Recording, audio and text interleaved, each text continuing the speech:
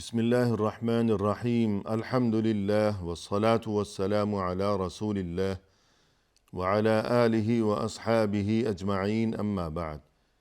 ناظرین کرام، السلام علیکم ورحمۃ اللہ وبرکاتہ۔ مسلمان کے شب و روز کے عنوان سے اس پروگرام کے ہمراہ ہم آپ کی خدمت میں حاضر ہیں، اور آج کی اس ملاقات میں ہمارا موضوع گفتگو ہے ملائکہ، یعنی فرشتوں کا تعلق انسان کے ساتھ۔ اور اس سے قبل گزشتہ ملاقات کے موقع پر ہم نے یہ تذکرہ کیا کہ ملائکہ یعنی فرشتے جو کہ نورانی مخلوق ہیں، جنہیں اللہ نے نور سے پیدا فرمایا ہے، ان کا جو تعلق ہے انسان کے ساتھ، یہ بہت ہی قریبی اور انتہائی گہرا اور مضبوط تعلق ہے، کیونکہ اس تعلق کی ابتدا تو انسان کی پیدائش سے پہلے ہو چکی ہے، جیسا کہ ہم اس سے قبل تفصیل بیان کر چکے ہیں۔ اور پھر اس دنیا میں انسان کی آمد کے بعد دنیا کی اس زندگی میں اور اس سفر میں بھی زندگی بھر فرشتوں کا انسان کے ساتھ تعلق قائم رہا کرتا ہے، جس کی چند مثالیں ہم اس سے قبل متعدد احادیث کی روشنی میں ذکر کر چکے ہیں۔ اسی بارے میں رسول اللہ صلی اللہ علیہ وسلم کا یہ مزید ارشاد بھی ہمیں ذہن نشین رکھنا چاہیے۔ فرمایا آپ صلی اللہ علیہ وسلم نے، الملائکۃ یتعاقبون، ملائکۃ باللیل وملائکۃ بالنہار، کہ دیکھو یہ جو فرشتے ہیں یہ آگے پیچھے آیا کرتے ہیں، یعنی باریاں بدل بدل کر آتے ہیں۔ کچھ فرشتے ایسے ہیں کہ جو رات کے وقت آیا کرتے ہیں، جبکہ دیگر کچھ فرشتے اس قسم کے ہیں جو کہ دن کے وقت آیا کرتے ہیں۔ یعنی جس طرح دنیا میں ہم یہ منظر دیکھتے ہیں، سبھی اس بات کو جانتے ہیں کہ جس طرح یہاں ڈیوٹی کے معاملات ہوا کرتے ہیں کہ کسی دفتر میں کسی جگہ ملازمت ہے، ڈیوٹی ہے، تو بہت سے لوگ باری باری آتے ہیں۔ کسی کی دن کی شفٹ ہے، کسی کی رات کی شفٹ ہے، کوئی صبح کے وقت ڈیوٹی دیتا ہے، کوئی شام کے وقت ڈیوٹی دیا کرتا ہے۔ اور پھر مزید یہ کہ یہ جو شفٹ بدلنے کا جب موقع آیا کرتا ہے، مثلا رات کے وقت کسی نے اپنی ڈیوٹی انجام دی ہے، اب اس کے جانے کا جب وقت ہو رہا ہے، تب اس وقت دوسرا وہ شخص آتا ہے جو اب اس کی جگہ ڈیوٹی انجام دے گا۔ تو ایسے موقع پر اس وقت اس جگہ ان دونوں کی ملاقات ہوا کرتی ہے کہ ہمیشہ تو یہ اکیلا ہے، لیکن جب ڈیوٹی تبدیل ہونے کا موقع آیا ہے تو تھوڑی دیر کے لیے یہ دونوں وہاں یکجا ہو جایا کرتے ہیں۔ تو یہی صورتحال فرشتوں کے بارے میں بھی رسول اللہ صلی اللہ علیہ وسلم نے ہمیں اس حدیث مبارک میں سمجھائی ہے۔ کچھ فرشتے رات کے وقت جن کی اللہ کی طرف سے جن کے فرائض مقرر ہیں، اور کچھ فرشتے ایسے ہیں جن کی ڈیوٹی اللہ کی طرف سے دن کے وقت لگائی جاتی ہے۔ وَيَجْتَمِعُونَ فِي صَلَاةِ الْفَجْرِ وَفِي صَلَاةِ الْعَصْرِ، یہ یکجا ہوا کرتے ہیں، یہ جمع ہوتے ہیں فجر کی نماز میں اور عصر کی نماز میں۔ فجر کی نماز اور عصر کی نماز یہ فرشتوں کی ڈیوٹی تبدیل ہونے کا وقت ہے۔ ثم يعرج إليه الذين باتوا فيكم، پھر وہ فرشتے جو کہ رات کے وقت اپنے فرائض انجام دے رہے تھے تمہارے درمیان، انسانوں کے درمیان، یعنی یہی بات بتانا مقصود ہے کہ فرشتوں کا انسان کے ساتھ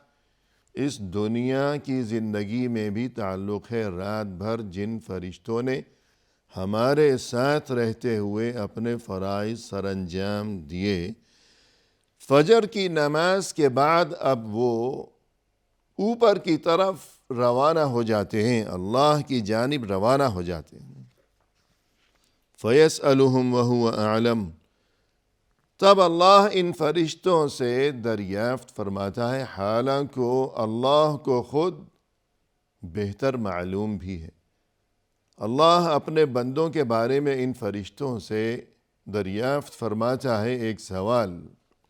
حالانکہ اس سوال کا جواب تو خود اللہ کو بہت اچھی طرح معلوم ہے،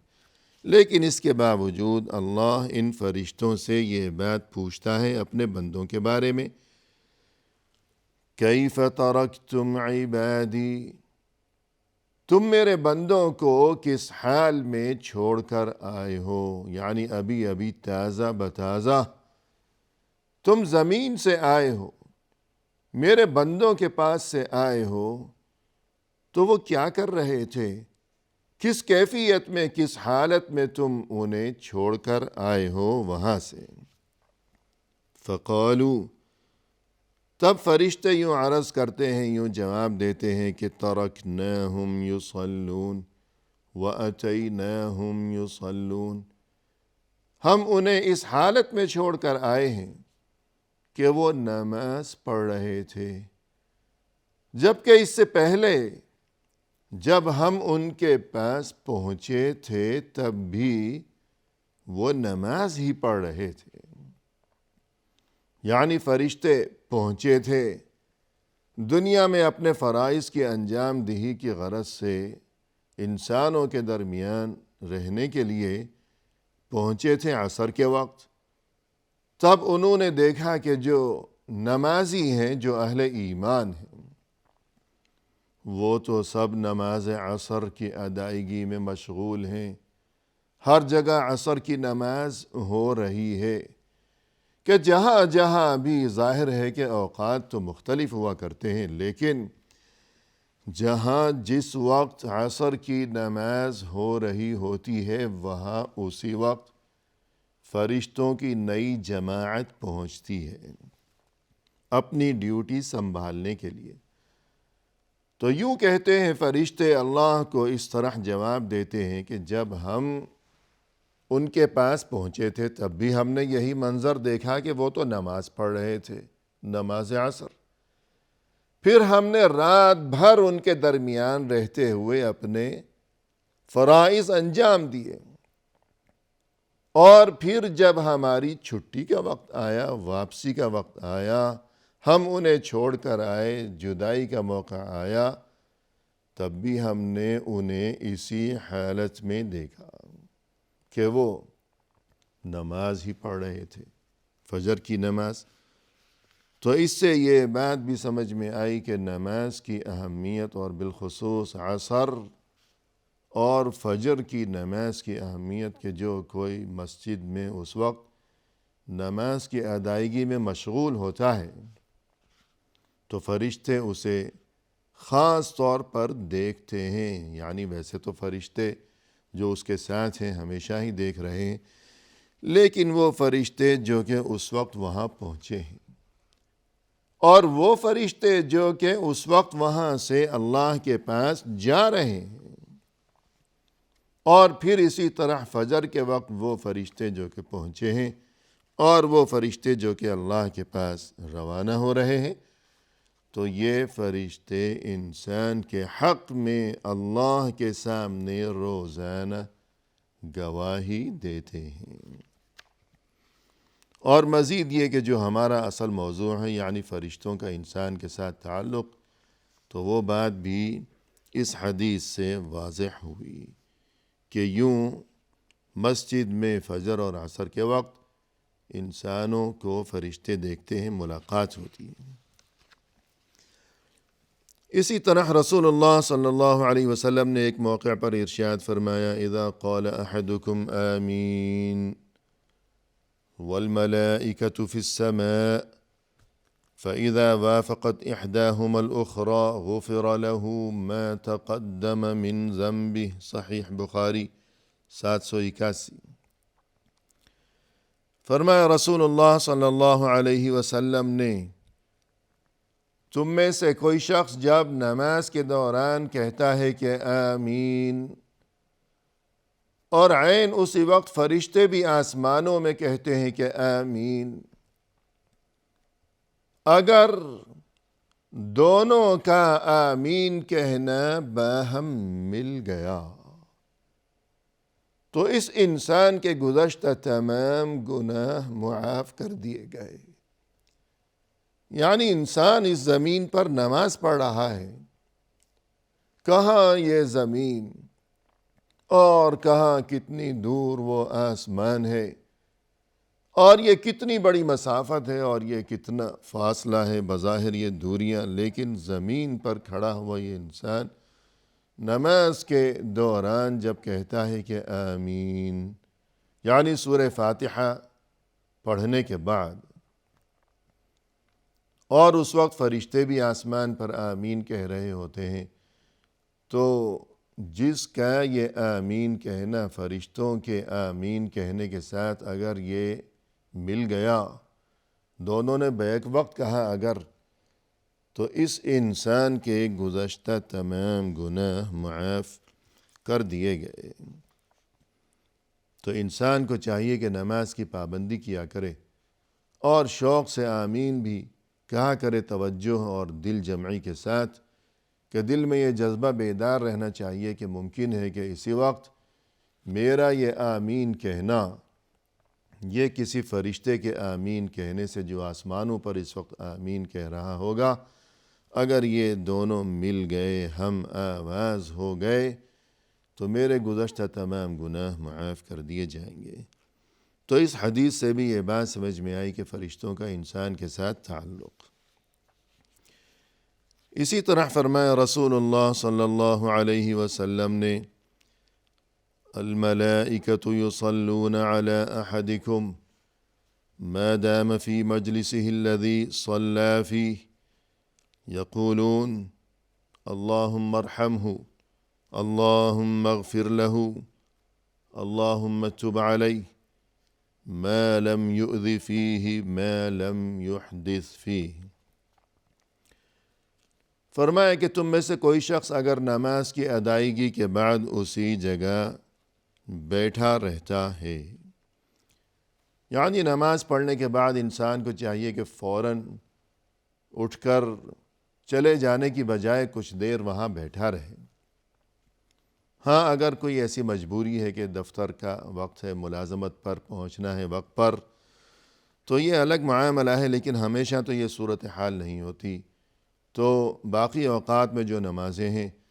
تو انسان کو چاہیے کہ نماز کی ادائیگی کے بعد فوراً اٹھنے کی بجائے کچھ دیر وہاں بیٹھا رہے،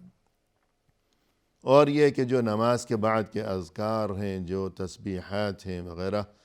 تو وہ پڑھا کرے، کیونکہ یہ خوشخبری ہے اس حدیث میں کہ نماز کی ادائیگی کے بعد انسان اگر کچھ دیر وہاں بیٹھا رہتا ہے تو اس دوران فرشتے اس کے لیے اللہ سے یوں دعا میں مشغول رہا کرتے ہیں۔ فرشتے یوں کہتے ہیں کہ اللہم ارحمہ، یا اللہ تو اس پر رحم فرما، اللہم اغفر لہ، یا اللہ تو اس کی مغفرت فرما دے، اللہم تب علیہ، یا اللہ تو اس کی توبہ کو قبول فرما لے، ما لم یؤذ فیہ ما لم یحدث فیہ، جب تک کہ یہ شخص وہاں کسی کو اذیت نہ پہنچائے، یعنی کوئی ایسا کام یا ایسی حرکت نہ کرے کہ جس سے کسی کا دل دکھے، یا جب تک یہ وہاں کسی برائی کا ارتکاب نہ کرے۔ ما لم یحدث حدث، یعنی برائی کا ارتکاب، اور بعض اہل علم کے بقول حدث کے معنی چونکہ ناپاکی کے بھی ہوا کرتے ہیں، تو شاید اس کے یہ معنی بھی مراد لیے جا سکتے ہیں کہ جب تک وہ بے وضو نہ ہو جائیں۔ الغرض نماز کے بعد جب تک انسان اسی جگہ بیٹھا رہتا ہے، اذکار میں تسبیحات میں مشغول رہتا ہے، تو فرشتے اس دوران مسلسل اس کے لیے اللہ سے دعا کرتے رہتے ہیں۔ اسی طرح فرمایا رسول اللہ صلی اللہ علیہ وسلم نے، ان احدکم فی صلاة ما دامت الصلاة تحبسه والملائکة تقول اللہم اغفر له وارحمه۔ تم میں سے کوئی شخص جب نماز کے انتظار میں بیٹھا ہوتا ہے تو گویا کہ وہ نماز ہی میں مشغول ہے۔